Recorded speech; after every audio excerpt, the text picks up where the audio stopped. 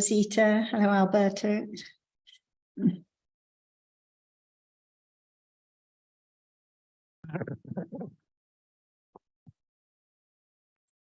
Hello. Hello, Tom. You surfaced. Hi, Bev.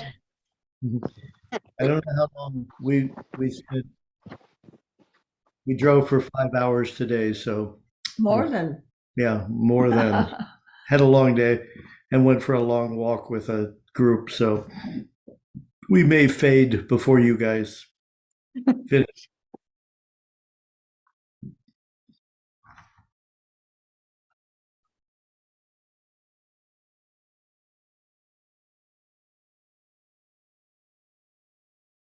Did you have a good walk? Yeah, we're up in Cape Cod, which is a little spit of land off of Massachusetts, and we went walking with a group that is trying to restore some lands that were dammed up and pretty messed up because we're not good to Mother Nature, and Mother Nature got revenge. So they're trying to undo the damage of what the settlers did back when the Pilgrims came to America. Yep.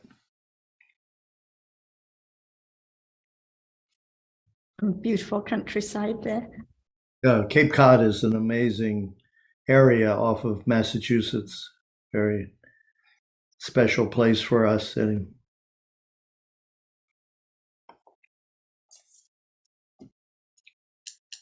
is that where they filmed Jaws? No, I don't think so. I don't think so. No. And you guys have been swimming like crazy? Every morning, yes. Mm-hmm. And some special swims. Mm-hmm. Yeah. Looked amazing. Yeah. I'm very fortunate. And let's check if Ajahn is here now. Ajahn, are you here now? Swadika, everyone. Sawadika, Ajahn.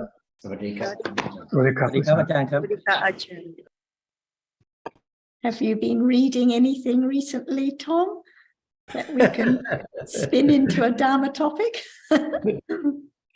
No, nothing. But there is. We watched a movie about a Pakistani transvestite. So, and of course, in a Muslim country, it's bad enough being a transvestite in a non-Muslim country, but a place like Pakistan, it is, it's dangerous. Anyway, so we did see an interesting, and we were visiting Provincetown, and this is this spit of land off of Massachusetts that has a huge gay community. And so I guess interesting thoughts about sexuality, Identity. And identity, and of course that Acceptance. and acceptance in another culture that maybe doesn't accept differences as we might, some of us anyway. But I know it's all Chitta, Cetasika, Rupa, but I mean, I think sexuality is an interesting place in our consciousness, I guess. And sometimes we forget that Lobha is just Lobha, no matter who or what the object, it's still just Lobha, not to be idolized, not to think this one is better or worse than another, because it's just Lobha regardless. Right.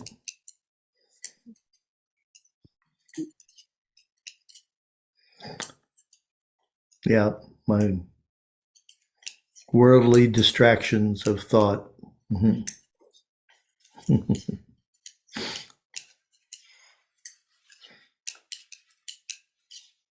You can see that for some people, life is very difficult because of, like you say, lack of acceptance and this and this and this.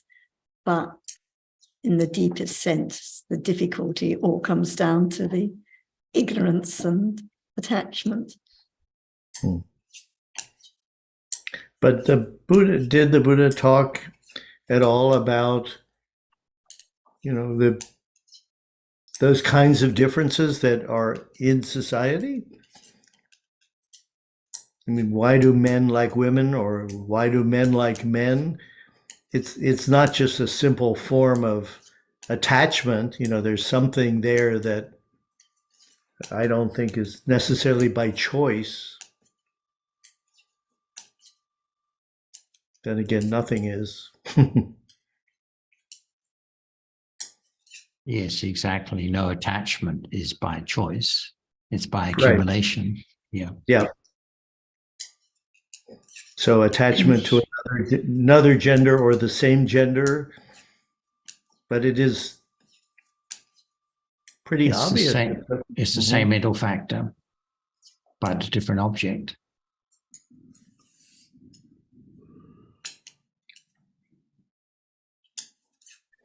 But as to why there's apparently a proliferation of this kind of thing happening at the present time is just one of those, I suppose, phases of, because people have different forms of attachment or aversion seem to manifest en masse from time to time. But don't you think that this is a different level of just like and dislike? This is, that you say it's sort of a modern manifestation, but I suspect that this has always been the case with humans, that, men like women, women like men, but women like women and men like men. I don't think they choose that, right? Correct. And I wasn't suggesting it was a modern phenomenon. I think the extent to which it appears to be prevalent in society is greater now than it was, say, 20 years ago. Or acknowledged more now, yeah. I don't think the number has changed, I suspect, but difficult anyway. to know for sure. And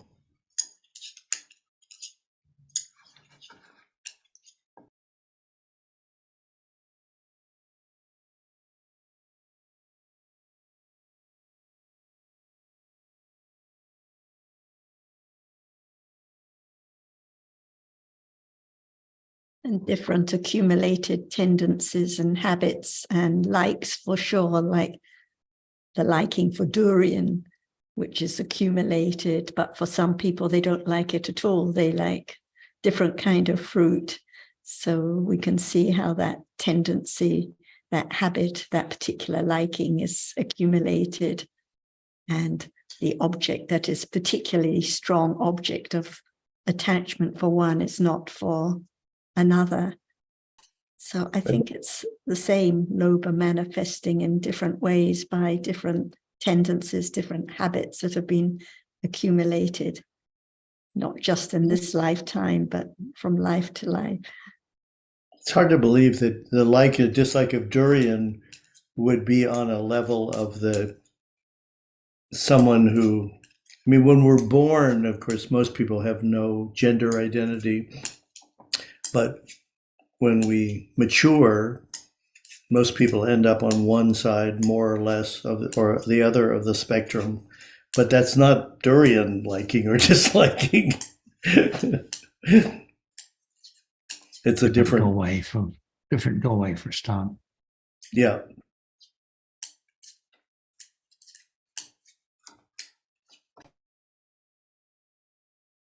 But the mental factor is the same, though, isn't it? Lobha. And lobha takes many forms and degrees, and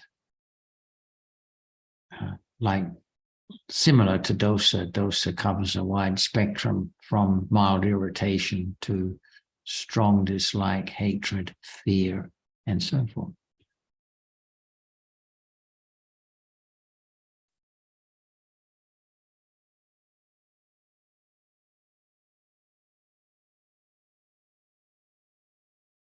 Jan, would you like to add any more comments to Tom's topic? Yeah, endless thinking, right? And the most important thing is understanding what it is. Otherwise, it cannot be understood at all. What is there? Thinking, arising by conditions. The answer is no matter what, it's conditioned to be such and such way. And the thinking follows it. That's all in life. Hearing, smelling, tasting, touching, and thinking a lot. Non-stop.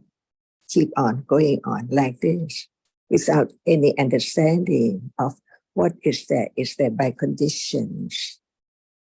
No matter what, even right now, thinking is conditioned, seeing is conditioned.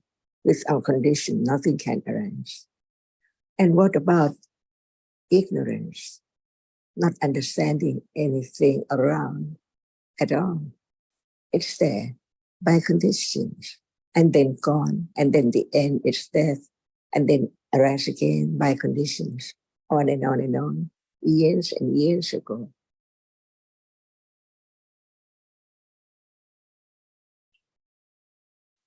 So just understanding it, that's all. Nothing to be done at all. Right understanding works its way to understand a little more, to see the truth a little more. Never enough until there can be the moment of fully developed right understanding that can enlighten the truth of what we are saying about. What arises now, arising and falling away, unknown, falls away, unknown, all the time.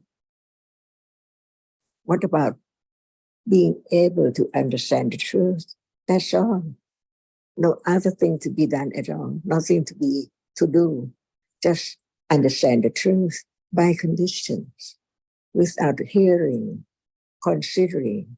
How can there be more friendliness to the others about their ignorance, not understanding the truth of what is there, and then die? No more. Sorry about this life. Forgotten completely. So live and think and see and hear. Is it enough? Because they are conditioned. There must be wholesome, unwholesome reality arising together with ignorance anytime right now. It's there. Just know it, understand it, and then right understanding works its way when there are more and more conditions for understanding clearer and better, until the truth right now can be realized instantly by condition, unexpectedly. Even this moment is unexpected, but no understanding of the way it is. Without conditions, can they be thinking about such and such place, such and such matter, and so on? That's why, is it good just to keep on, carry what is past to be thought again and again and again and again, covers up the truth of this moment? So can there be the understanding of the truth of what is there right now, even intellectually?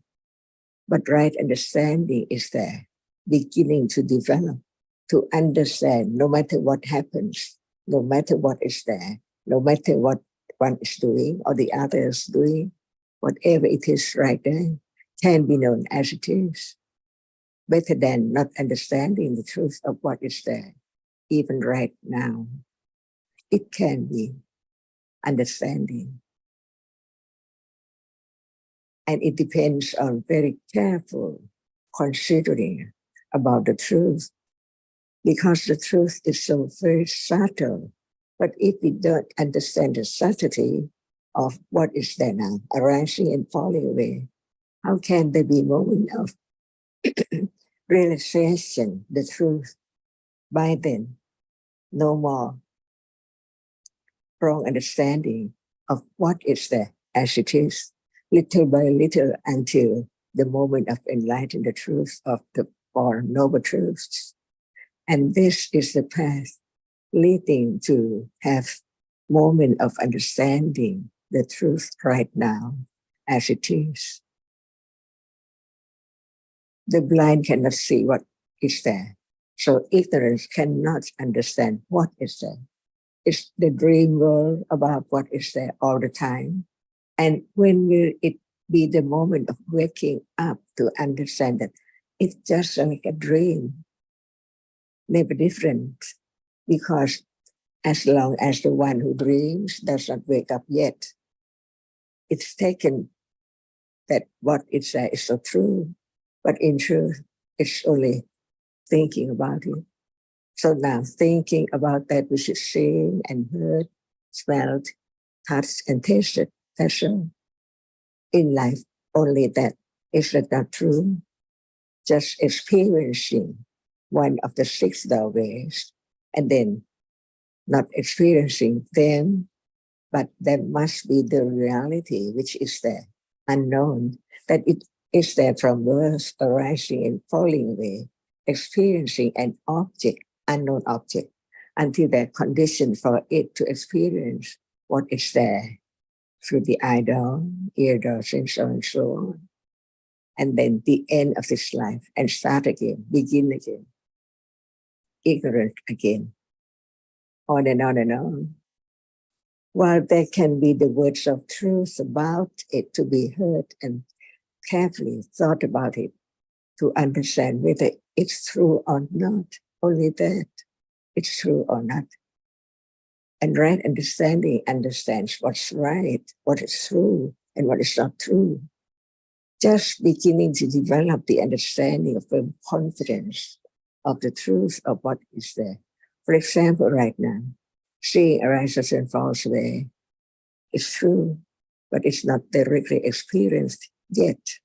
So how can there be more confidence of that which cannot be taken for anything at all? Only that, very short, so short, and then gone. Who thought about it? It's there all the time. So it's time to hear the truth of what is there, to begin to understand the absolute truth of actually what is taken for the world, people, and things, and whatever are there. Only thought or thinking about it, from hearing, smelling, tasting, touching. That's all. What about previous moments? Never arise again. In samsara, not only just this life, but in samsara. That's why learn to understand what is there now, which is not known, as that which is achieved of experiencing what is there now. What appears is there, experience that. No matter at what time, on bed, on the car, or anywhere. Whatever appears, the reality which experiences is there, experiencing it.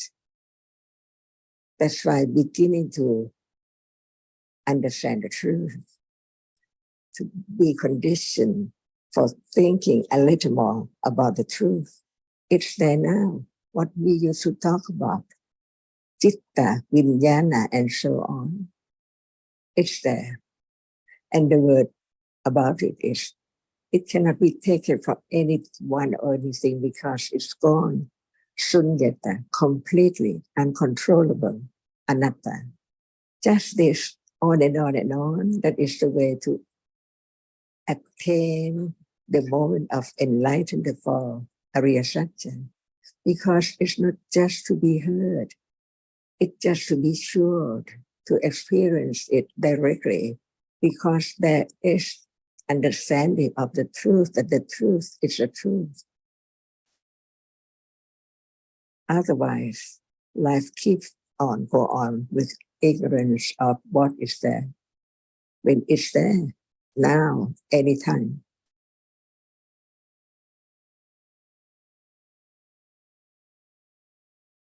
So it's just time to be minded that it's there.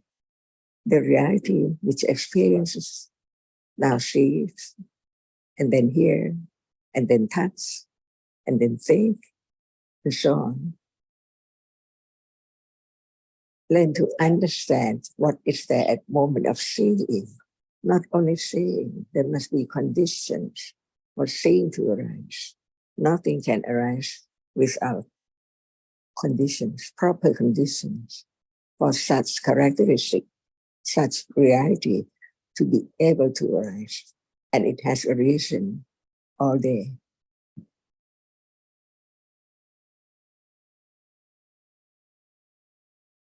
So just consider it, understanding the truth, and right understanding works on its way to understand better and better, clearer and clearer, right now as it is. Just when it's there to be known, to be studied, to develop understanding of its truth. It's there all the time, but it's gone all the time. But there must be a reality appearing while one is not asleep. That's all.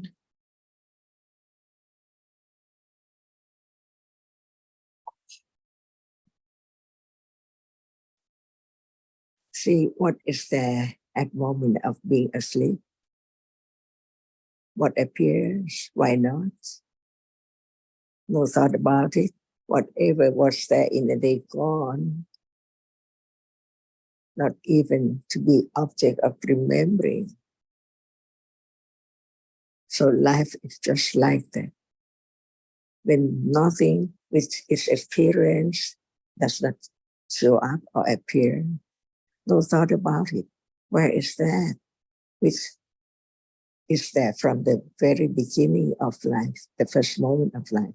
It's there, arising and falling away until seeing. It's that which sees. At moment of hearing, it's that which hears. So where am I, or anyone, or anything? They are all different realities arising by conditions, so many conditions.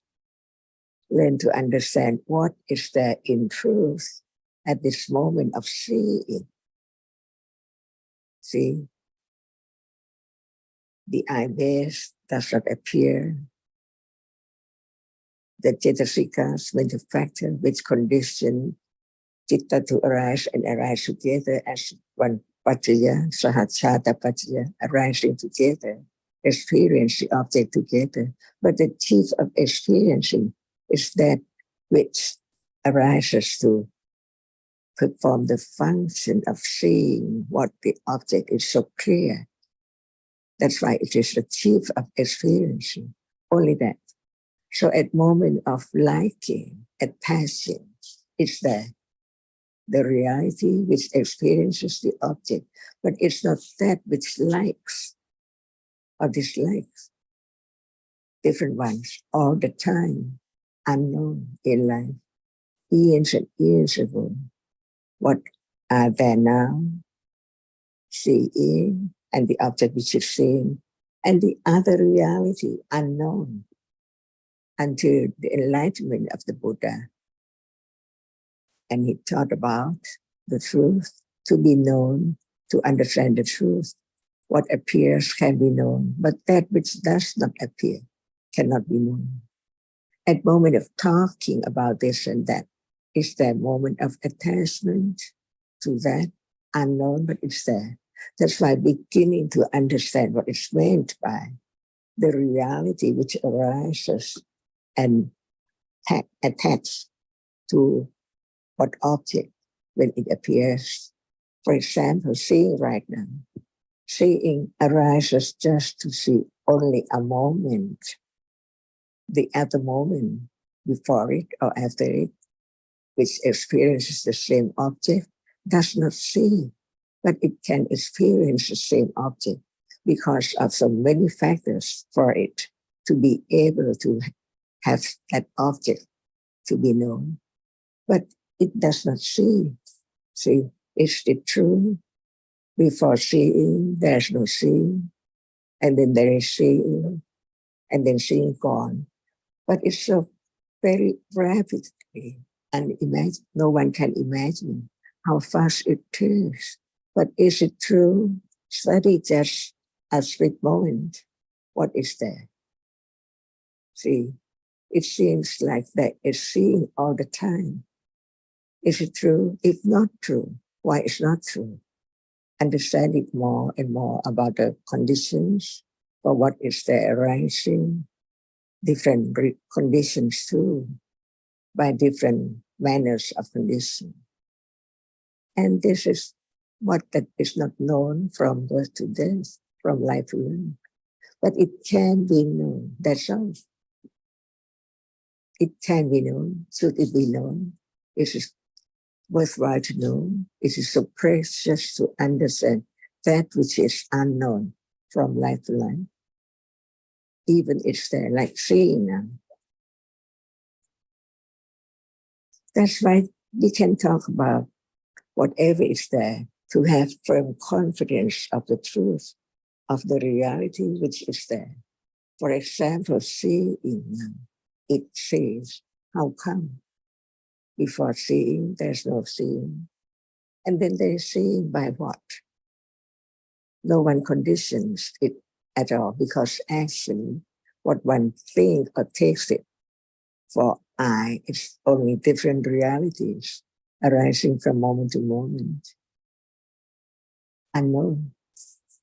But it can be known little by little, because what can be known is that which appears through one of the six doorways. So life is only the experiencing of one of the six doorways, while there are so many other realities there. So only that which appears through one of the six doorways can be known right now. Seeing is not as it's seen, but it appears as something there because of different shape and forms. And how come to be shape and form without a moment of seeing that which can be seen? So very little at a time, and many realities in between unknown. That's why learn to understand what we take for I or something is not as it is. The truth of it is just conditioned reality arising. Otherwise, it's not there. And then following all the time, non-stop. So right understanding right now, it's not anyone. It's a moment of understanding. And understanding is real. It's a reality which is different from ignorance. Completely, absolutely. Never be the same at all. That's right. There can be understanding of each moment. When there are moments of understanding little by little, what is there? Even touching, we talk about touching. We don't talk about hardness or softness, but touching. Without touching, without experiencing hardness, even it's there. It cannot be known until it's touched. That's all. In that moment, a world of touching. At moment of touching, there's no seeing, no thinking, no hearing, no smelling. Just learn to understand little by little, to be more confident of the truth. The truth is the truth. Birth is birth, death is death, seeing is seeing, hearing is hearing. So, no one, nothing, only the reality with conditions to arise and then following. Is that true? That's all. And what we're talking about is there. So there can be a little more condition to understand the reality which experiences the object by conditions without hearing on and on and on. How can there be firm confidence or firm sanya, memory of the truth that can condition a certain moment of being aware of that which is there with understanding that has been developed from hearing again and again and again. It's quite great patience because it's so subtle. It is so true. Without all this quality of parami, patience, khanti, viriya, nekama, adhidana, satya, it's impossible to condition moment of realizing the truth by them as it is, just one reality appearing with by that which experienced it. That's all. And then gone. Then no doubt about no one, but only the reality which experiences that object, which is different from that which experiences it. Each one is different by condition. So now, anytime a seeing, when condition is ready, there can be moment of attending the characteristic which sees. It's there. Arising before seeing, it's there. Not experiencing the whisper object. But when there are right conditions, it arises as before to experience the object, but the object is there, which impinges on the eye base. At that very moment, that's all. And little by little to understand the truth. When there are enough conditions of different degrees of understanding, it's there. Like haven't heard about the reality right now at all. How can there be a moment of thinking about it? Impossible. But at this moment, it can be sudden awareness and understanding beginning to develop to understand that which is touched of the reality which experiences it by conditions. Without understanding the truth of this moment, there can never be the enlightenment, because enlightenment is realizing the true nature of what is there as it is, as it is. No one, only a reality arising and falling away unexpectedly. What would be the object of understanding hasn't arisen yet. So how can it be known right now?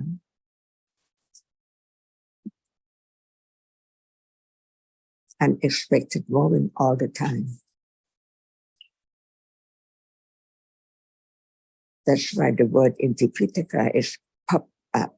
See, by conditions, right now, even it pops up, but Panya doesn't see it at the moment when it pops up, because no understanding of what is there from moment to moment, different ones.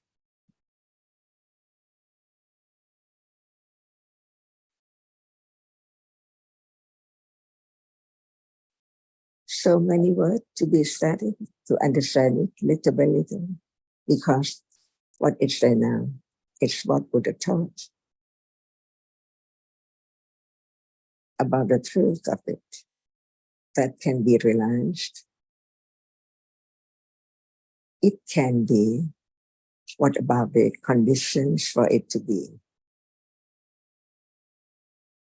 Without hearing again and again and again, they're conditioned to think about other things, carried away by attachment and remembering about such and something, some people and somewhere all the time. And they are gone. As soon as whatever arises is gone. Right now, unknown, but it can be known.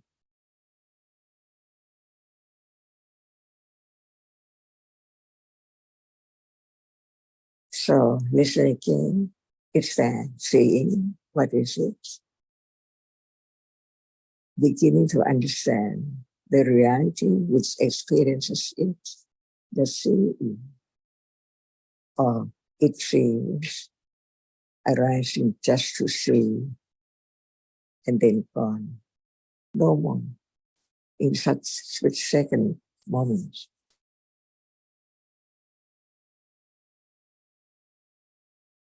Is it true? This is the way to have more confidence of the truth. Satya Parami.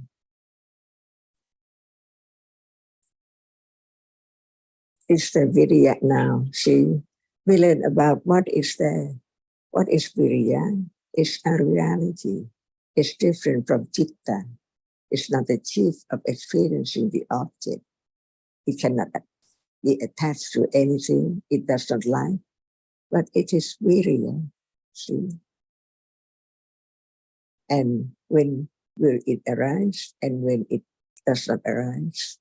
At moment of seeing now, no need for Vidya to arise at all, because karma condition it. Only karma can condition the seeing and the cetasikas which arising together, experience such object and so on, and then gone.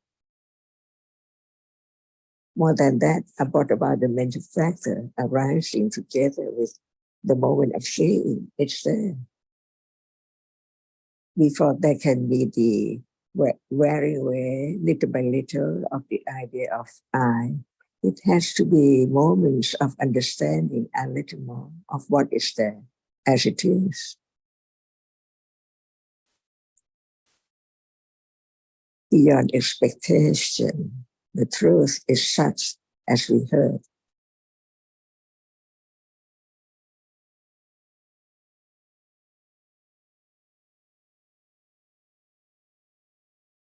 Just for the benefit of those who came a little bit late, like Anne and one or two others, the discussion started with Tom and Bev mentioning a film they had seen recently about a Pakistani transvestite and the difficulties of living in a Muslim country. And there was some discussion about the problems of identity and acceptance for the gay community and the different habits and tendencies and how the different attachments are accumulated and so on.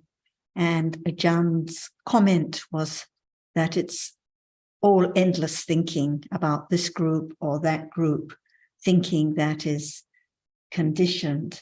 And what is most important is not the story about this group's or that group's tendency or habit, but the understanding of the thinking now. And it is the understanding that conditions more friendliness to anyone because of ignorance and whatever has been experienced in the past is just thought about again and again, and how it covers up the truth now. And really now it's just thinking about what has been seen, heard, smelled, tasted, and touching, no matter what the circumstances. So it is the understanding of the thinking now, the seeing now, the reality appearing now, that is most precious.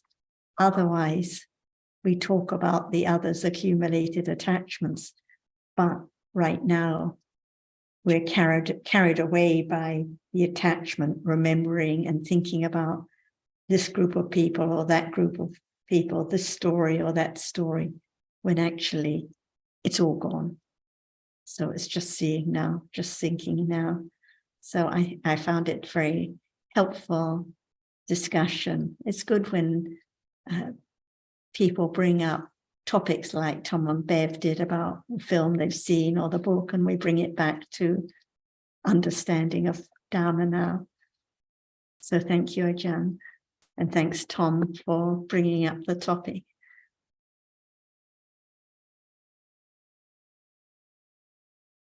We can't hear you, Anne.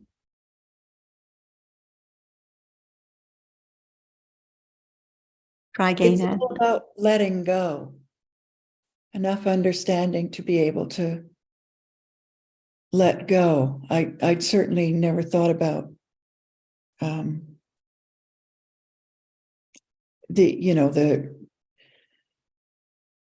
the kinds of the prejudice and the like as to where they come from. But of course, they come from, well, ignorance for sure, and previous, I guess, yes, previous thinking and detachments. And the stories we find so important, such as about the prejudices or the lack of acceptance for this group of people, or about the politics, or about the environment, all these stories seem so very important and precious, but actually it's just thinking now, thinking about what has been seen and heard, and the clinging is so strong whilst thinking about this or that story and finding it so important. So when there's the clinging with the thinking, no letting go of the clinging and ignorance now.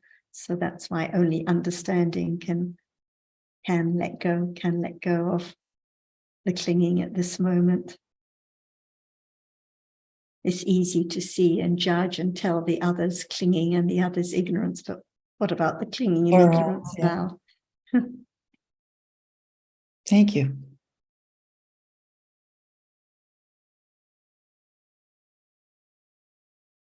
Yeah, that's very good. Especially the prejudices we have. I've spent a weekend of expounding my prejudices. And I listened on, I think it was Saturday evening, the subject of Hiri and Ottappa come up. And I thought, and here's what I've written. When talking, for example, about politics and getting excited about the discussion and the prejudice that come into it, these politicians, these blah, blah, blah.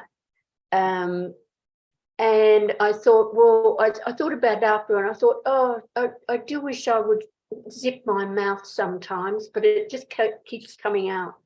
And I thought maybe there's no Hiri and Ottappa, but I don't think it's just that. I think you've explained, that it is just thinking, and it's our accumulated thinking, our accumulated ways. I've got a better idea. You're going the wrong way.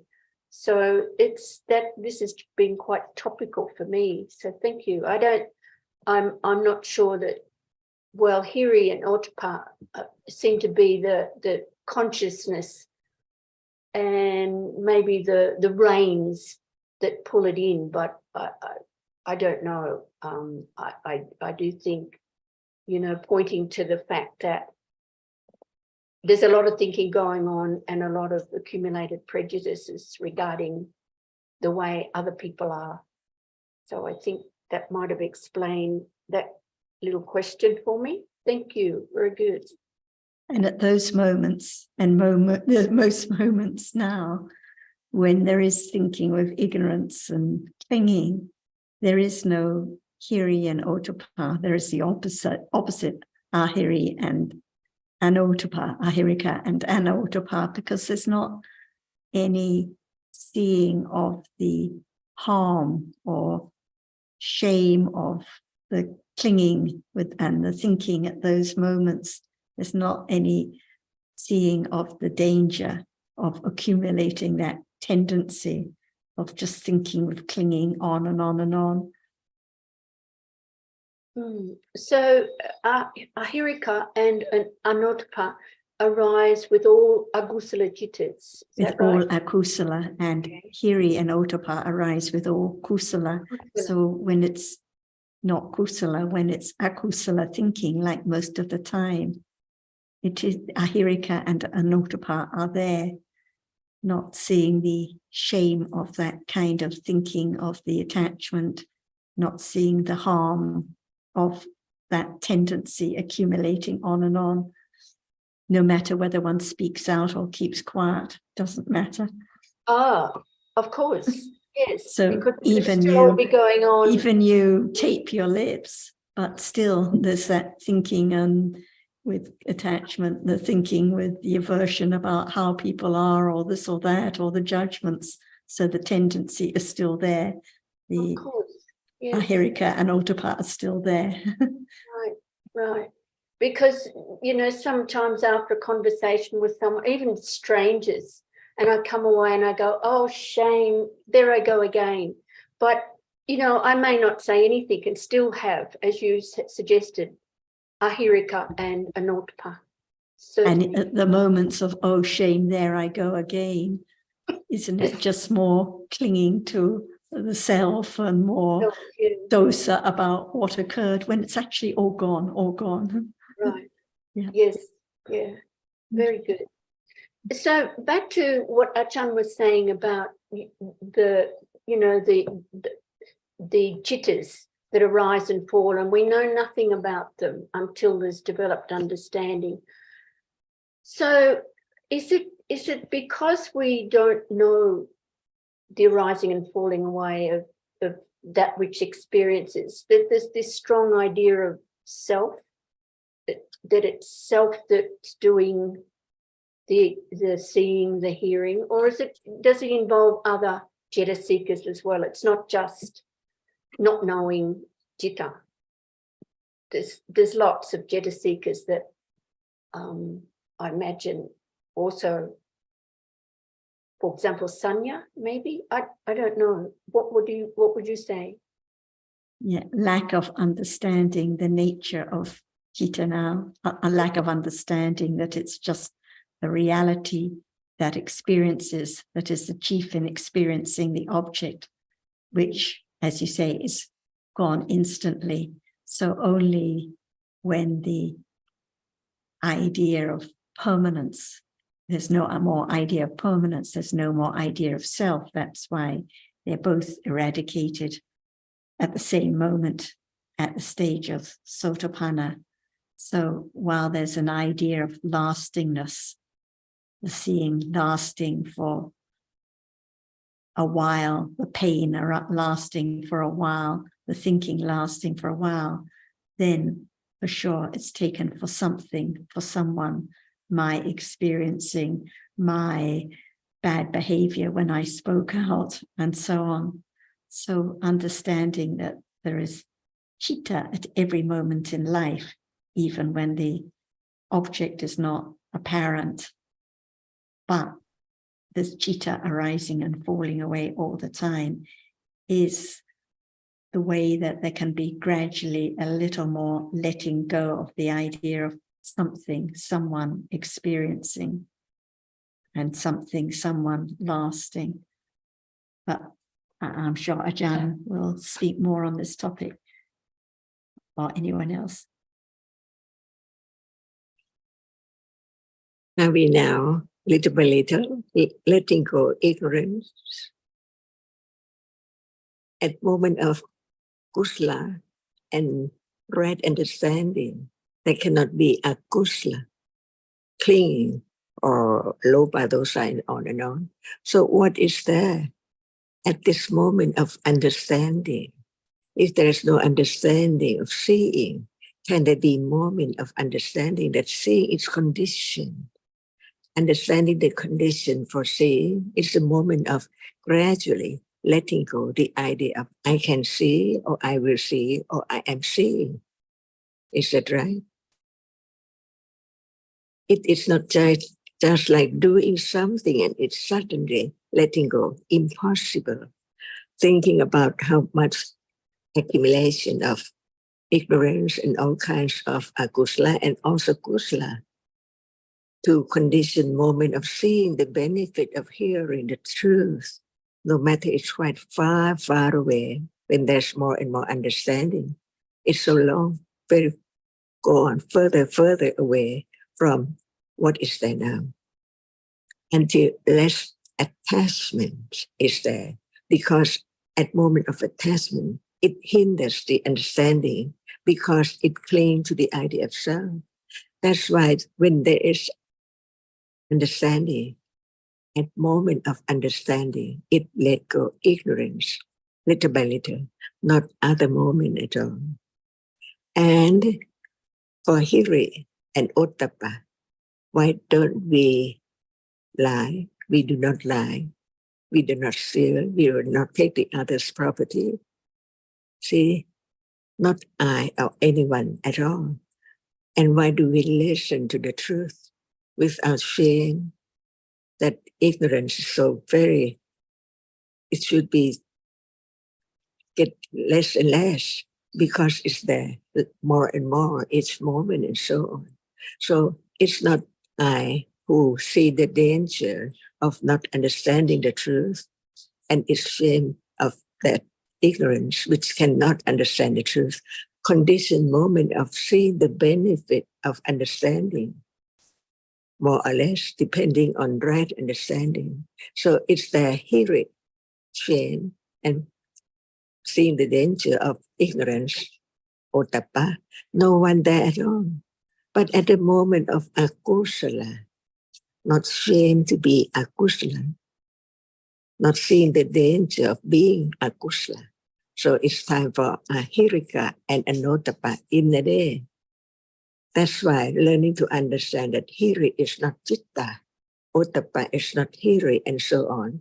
So no matter what is there in life, there are different realities, unknown, until the degree of understanding begins to see the very slight attachments now to seeing. Is that right? Or no slight attachment at all to seeing? It's there instantly by conditions, the asava, tittasava, kamasava, avijjasava, conditioned by the accumulation so very deeply from moment to moment. That's why learn about the truth of reality at different degrees. Even right now, there is seeing and there is thinking of Dhamma and talking and so on. What about the accumulation of ignorance of seeing after seeing it gone? 3 moments after it's gone, asava is there, unknown. That's why learning to understand each moment is so very short.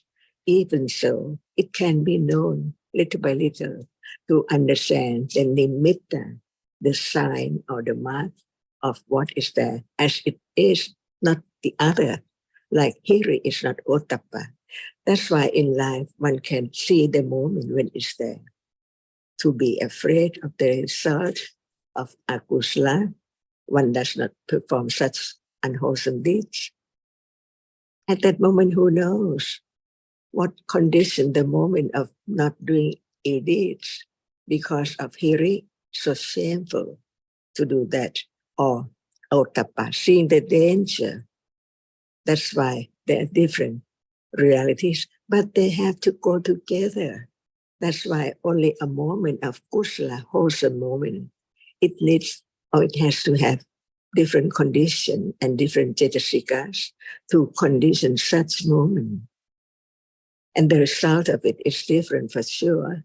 That's why learning to understand what is there from birth, different kind of being, animal, the bird, the snake, the crocodile, the fish, and so on, people, human being, deva, and so on.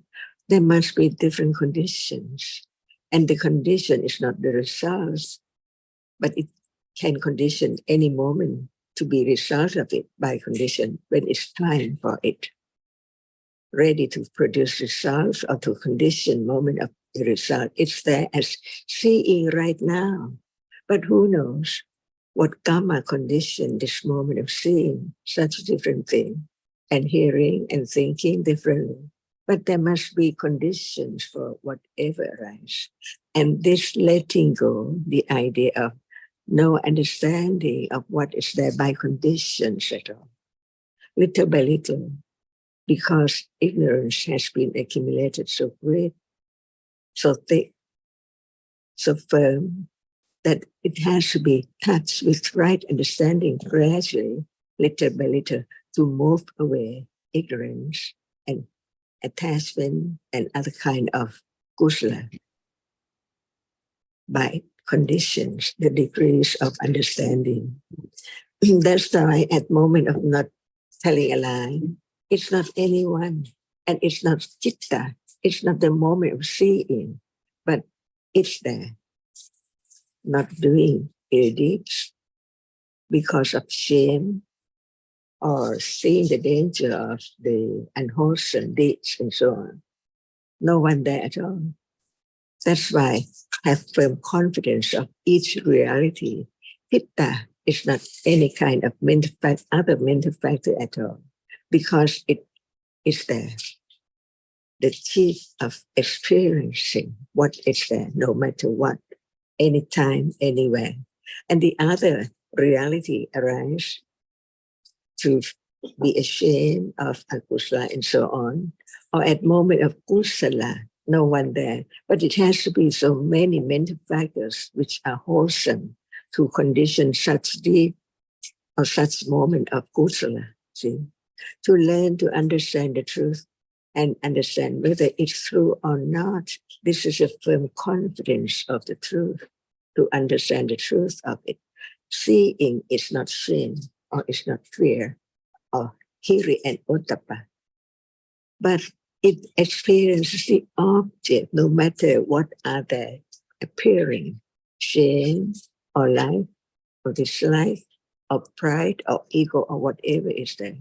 It experiences the object of such reality.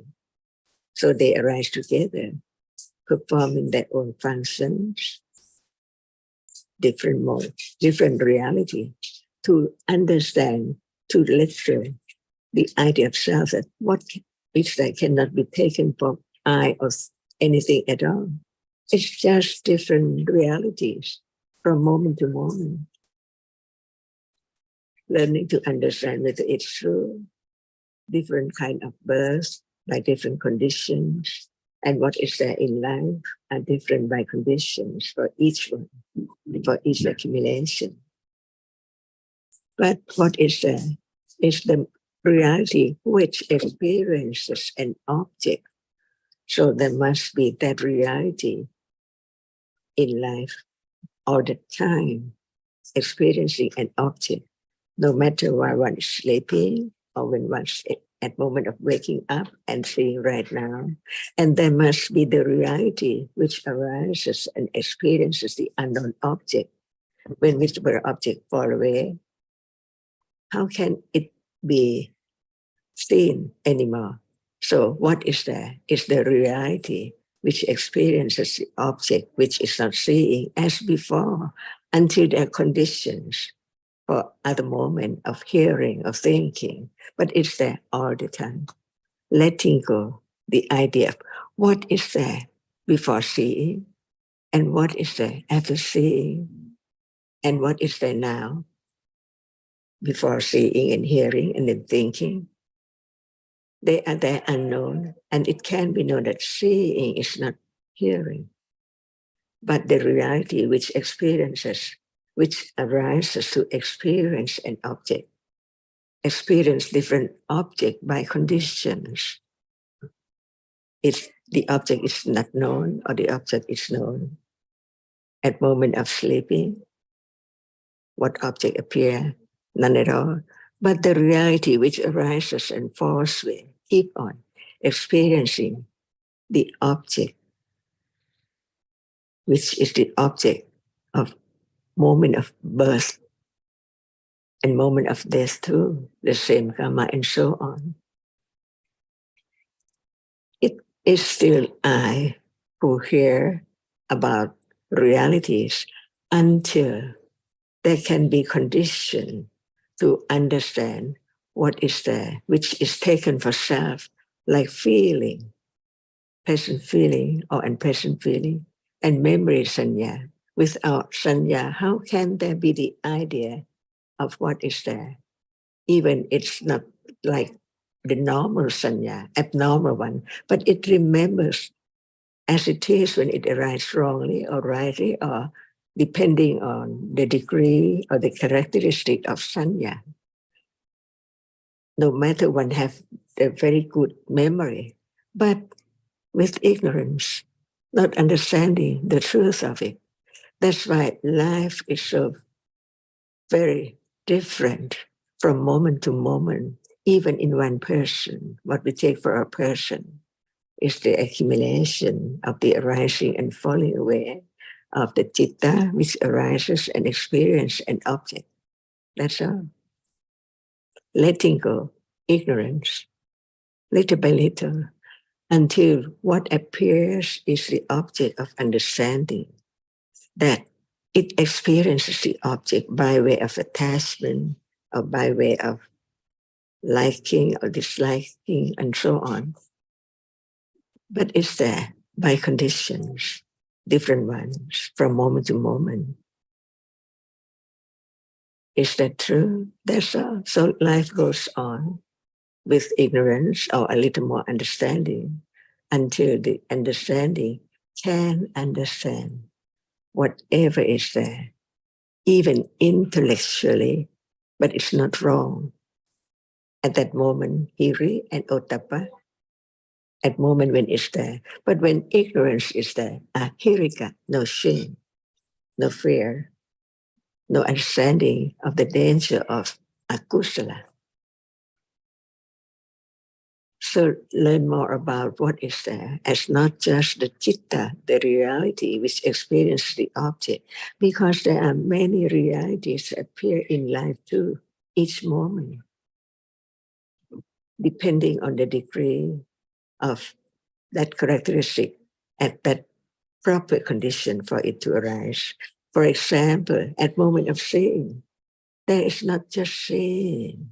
There must be the citta before seeing, and the citta after seeing, and after seeing, there's no understanding of that. So the ignorance is not the experiencing. It's a reality which cannot understand the truth of what is there. So it is attached to that object, which is not that anymore. When we learn more, intellectually understand the nature of a moment, what is there before or after, and so on, different kinds of conditions, and so on, it can be learned to wear away the idea of self gradually, not by anyone, but at moment of understanding the truth. Can you have the idea of, it's me now?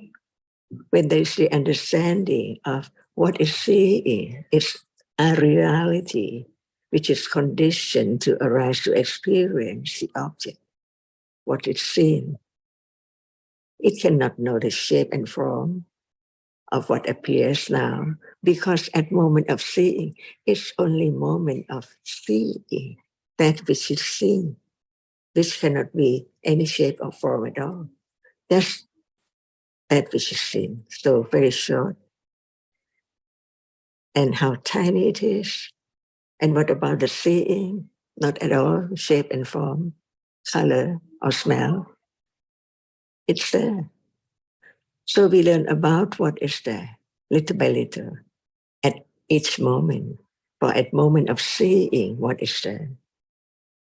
If Buddha didn't enlighten the truth, who knows?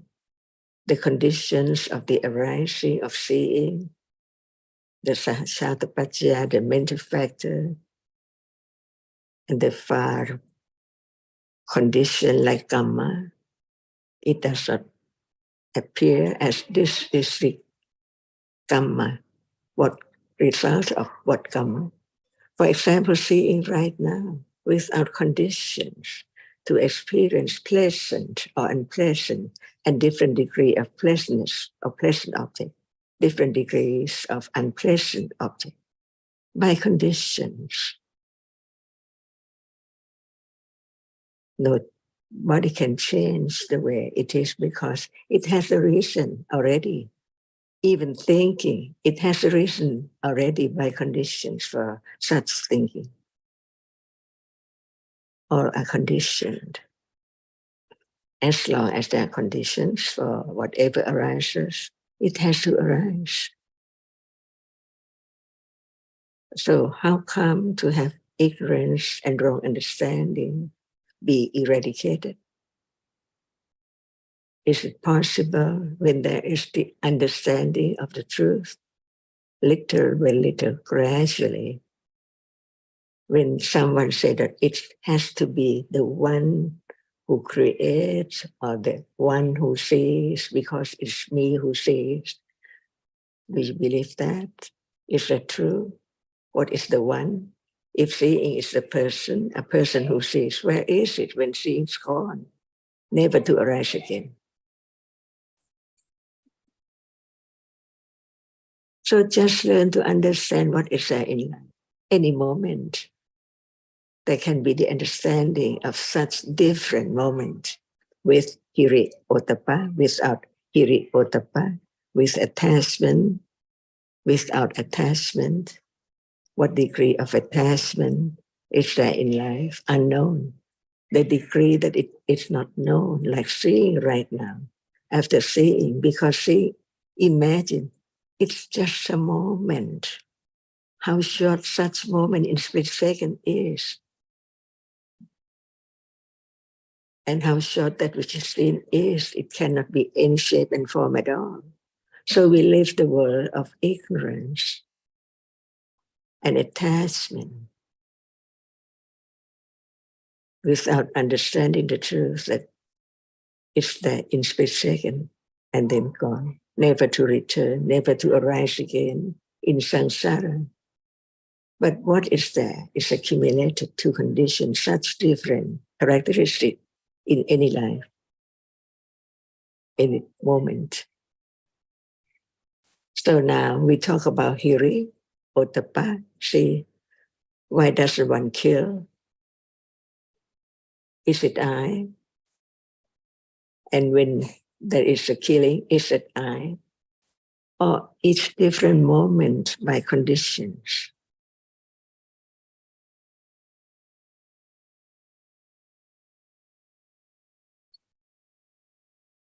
Is there sati right now? If we don't know what sati is, and one is told that it is sati, it's not one's own understanding. It's only just belief or not thinking about the depth, the subtlety of the characteristic which is there before it cannot arise again at all as arahata, the one who doesn't have any kind of unwholesome realities anymore. And no more life as after death. Nothing can arise after death to be such people or animal or whatever it is by conditions. And someone said that, oh, I don't want to reach that degree because I still want to have life again. It depends. No one can stop the condition for the next moment after death to arise at all, no matter one like or dislike. It doesn't depend on anyone's preferred liking or disliking. For example, no one likes to experience unpleasant object, but it's there by condition, sickness and so on, pain, itching. At that moment, there can be the understanding of the characteristic which is there to be known as its condition. Nobody can change the one which is conditioned to arise, not to arise at all. It's there by conditions, each move, each moment.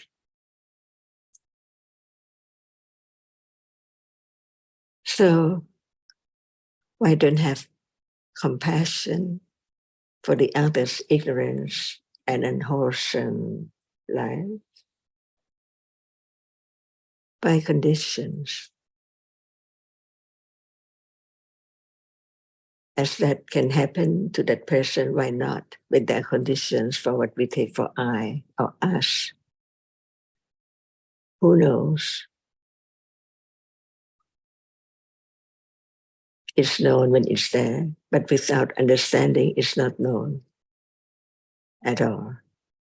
As it's so impermanent, so short, just there and then gone, never to arise again.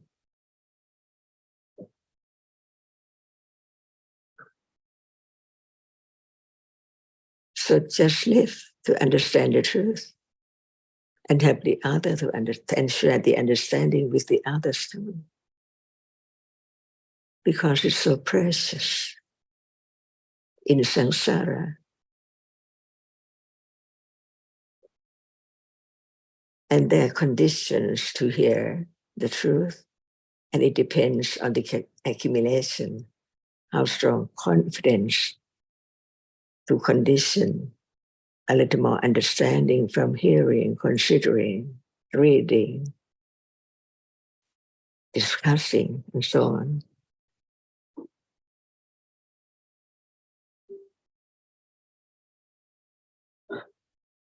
Who can expect what moment will be after we have discussed? After discussion, what is there? Who knows? Or even while discussing, who knows what would be there? Next moment is unknown.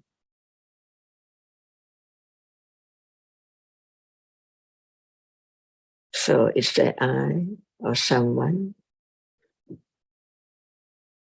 or the idea of what is seen and heard?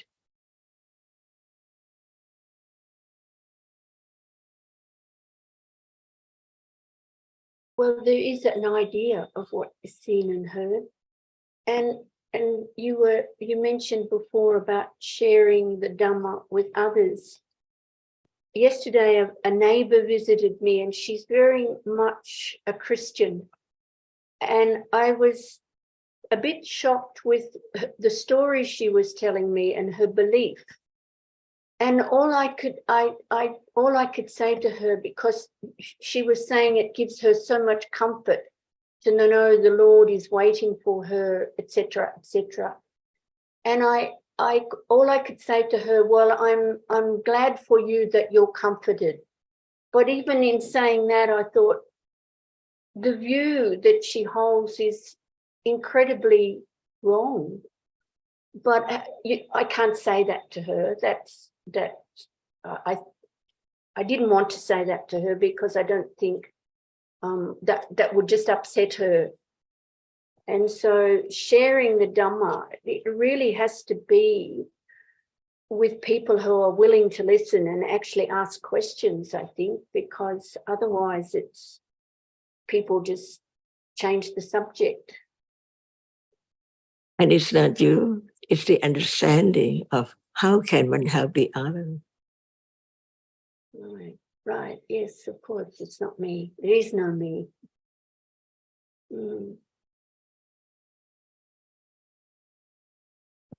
And the point is not just try to help the other, which cannot be helped at all, but for the person who can be helped, why not?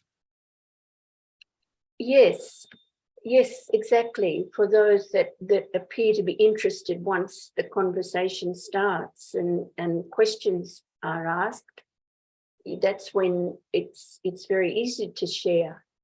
But yeah. But you can help anyone when you have such reality arising to help, right? By conditions. Do you mean helping in other ways, like being generous and that sort of helping, or are you talking about sharing the Dhamma? To be friendly, see, yes. The best thing, because at that moment it's conditioned by wholesome citta.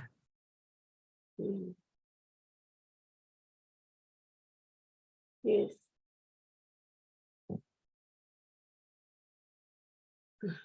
Understanding what is their condition, time to help and not help. Why? What condition said? Hiri, Ottappa, we're talking about it before. Yes. No me, no I. So Hiri arises with any moment of wholesomeness, no matter good deeds, good speech, and so on. The wholesome way, the wholesome reality are there together with Hiri and Ottappa too. And Sattha and other mental factors are known now, but we learn to understand. And when it appears, it can be known that it's that we have learned. but no name, no need to use any word for it. Just understand that it's there, which is there as we have heard about it, as just a reality.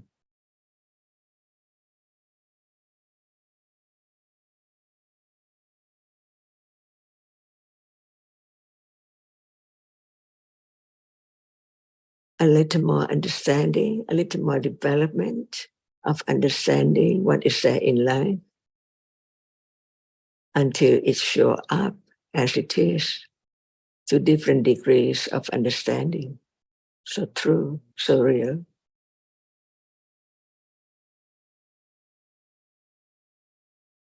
Yes, Ajahn, I think I see more and more with each discussion that it's so important to keep listening, because all of the agusala that we've accumulated, it just arises, and when it arises, there's more accumulation. So the listening and the reading is really important, but more so is the development of understanding. I think maybe we can listen and be thinking about something else.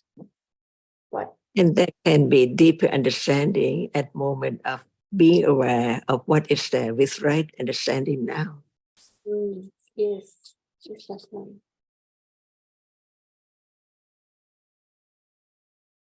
But few and far between arisings of that kind of understanding. Is it here now or the now too? What was that, Ajahn? Is there hiri and ottappa now? Well, I think so. If it's kusala jitta, there would be hiri and ottappa. That's it. No one. So what is hiri and ottappa? And other realities, awesome realities, arising together. Right. Yes, Ajahn.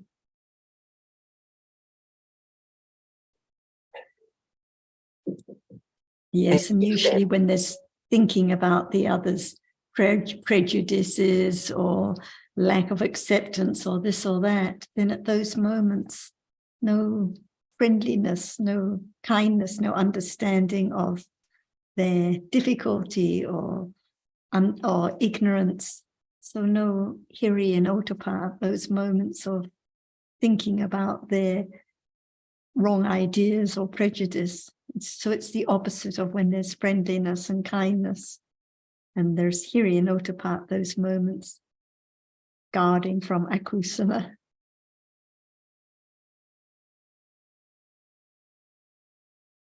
Yes, but back to that particular situation yesterday, there was a lot of what she was saying I could not agree with. There was, and I would ask her a question, but how can that be?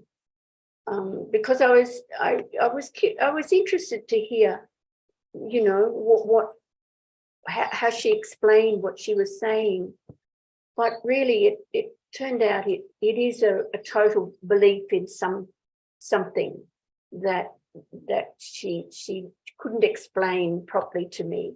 And probably if she'd start asking me questions, maybe I couldn't explain properly to her. But we parted on good terms. We decided, she said to me, well, despite you being your belief and me being my belief, we're still friends, aren't we? And I said, yes, of course we are. So, yeah, I think maybe we won't bring those religious topics up in future. Thank you, Ajahn. Very helpful. Thank you, Sarah. So is there anyone who is doing anything? No one, Ajahn. Because there is no one. That's why we keep on talking about reality. Yes, yes, Ajahn. The thinking about helping the others or to be friendly, because it's not time yet for anyone to be interested in the understanding the truth.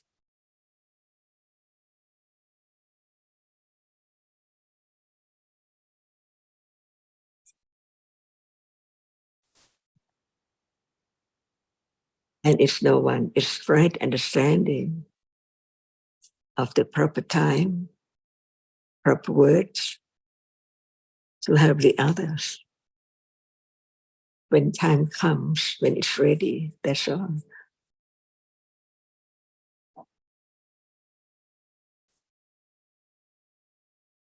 And they can be more friendliness to whoever is there.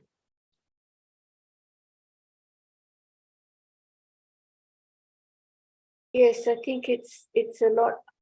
It seems a lot simpler to be just friendly rather than discussing the Dhamma with someone who is not that interested, because then I feel like I'm disrespecting the Buddha's words, trying to, well, I'm not quite sure. Maybe I'm just not such a good teacher. But I do find it more easy or easier when somebody asks me a question rather than just bringing up the topic. And the best teacher can be moment of doing good that everyone can see. How can it be such and such so good? Yes. Without any word for anyone to follow. Yes. Yes, doing good deeds. Yes, thank you, Ajahn.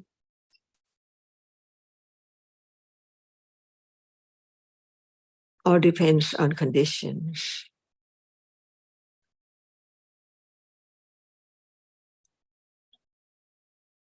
And having such understanding, it can condition more friendliness, no matter who is there doing what kind of deeds.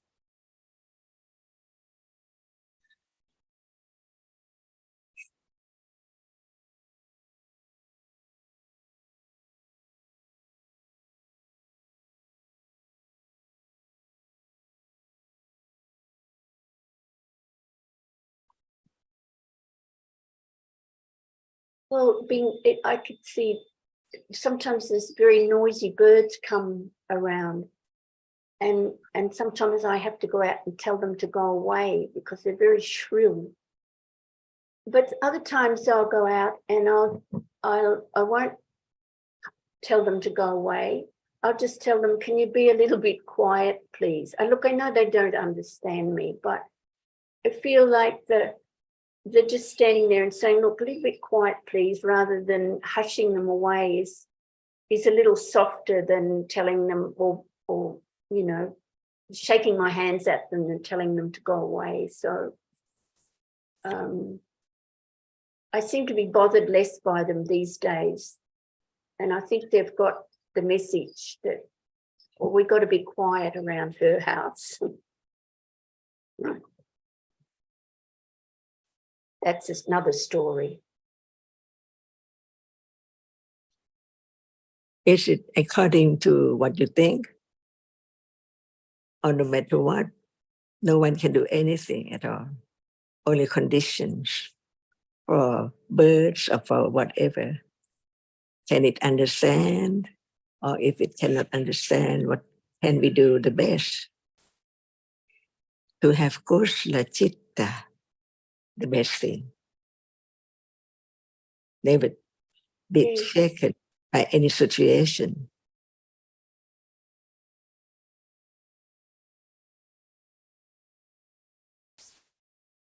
Yes. Is that the way Buddha taught? I beg your pardon, Ajahn? Is that the way Buddha taught? Not to Yes. have akusala. You cannot have the other, not to have the akusa, but it's one owns by understanding the truth. Yes. What is wholesome and what is unwholesome and what is the result. Yes. Yes. All by conditions.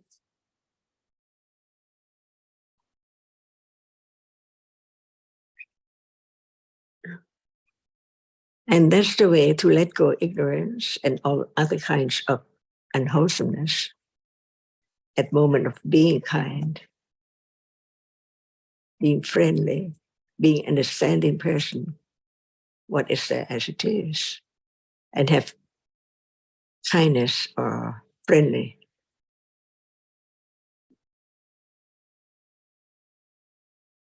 Friendliness is the best thing because of understanding the truth.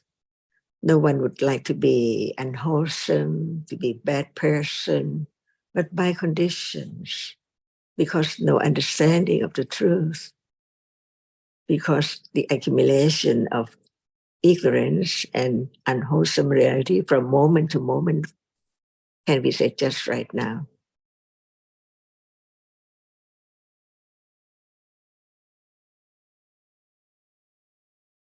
But there can be understanding in between wholesome moment, unwholesome moments. But for the others, without understanding their conditions for unwholesomeness from moment to moment.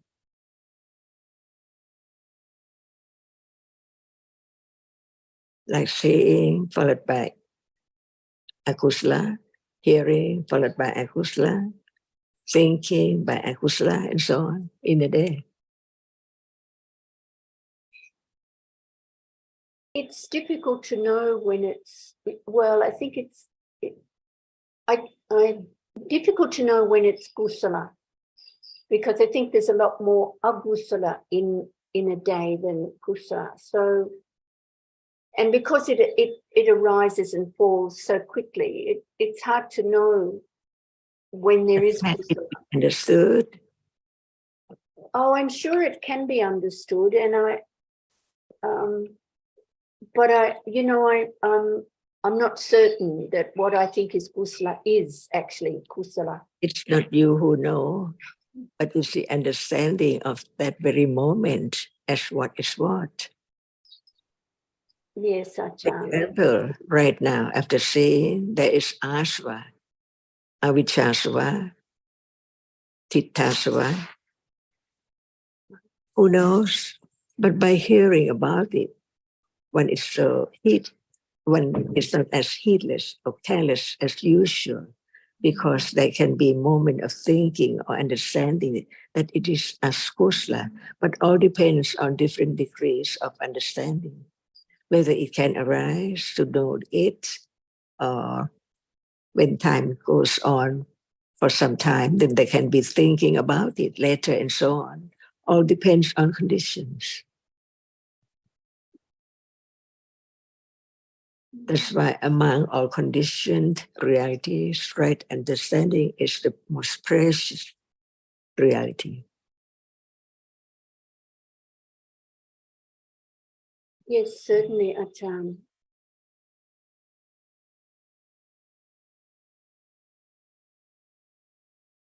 It's very good to have these reminders that it isn't self, that it's just by conditions that certain realities arise and fall away. And hiri and ottappa is the unknown until moment of doing some good, some unwholesome, or thinking about unwholesome situation and so on. There can be moment of understanding the ahirika, while one just talk about the others or criticize them and so on. There can be moment of realizing that it is no shame, no ottappa at all. By then, there can be the moment of stopping what is to go on. Can that be like that? When time comes, at moment of talking, what citta is there? About what? With kindness, compassion, or just with anger? Watching the TV and such a situation, what citta is there? Hiri is and ottappa is there at moment of understanding that it's no use, no one at all. Better to have kindness or friendliness rather than having such anger. It's useless. but it's there by conditions. But seeing the danger of it, it cannot condition moment of akusala furthermore by conditions.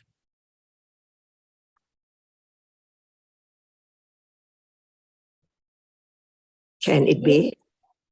Yes, yes, Ajahn. And I think I can see it working. You know, if there's irritation, for another example, a new neighbor has moved in and he's a very heavy cigarette smoker. So there's been a lot of cigarette smoke around and it was really annoying. So I went to talk with him and it turns out he's quite a nice gentleman despite being a chain smoker. And so because the conversation became a lot lighter, I went with some irritation, but there was the conditions for not getting angry with him. And now the smoke doesn't seem to bother me as much as it did. So by conditions, but it was certainly, it felt better discussing with him in a gentle way rather than getting cross with him. And without right understanding, can it happen like that? Oh, no, I think formally I would have gone in quite angry and said something nasty. And of course, saying something angry to someone automatically gets anger back. And that's a terrible situation. So I think, you know, with more listening about the Dhamma and learning more, there are more opportunities for having some more compassion and loving kindness for the others, some understanding. That's why, according to the teachings of the Buddha, having kindness or compassion for everyone.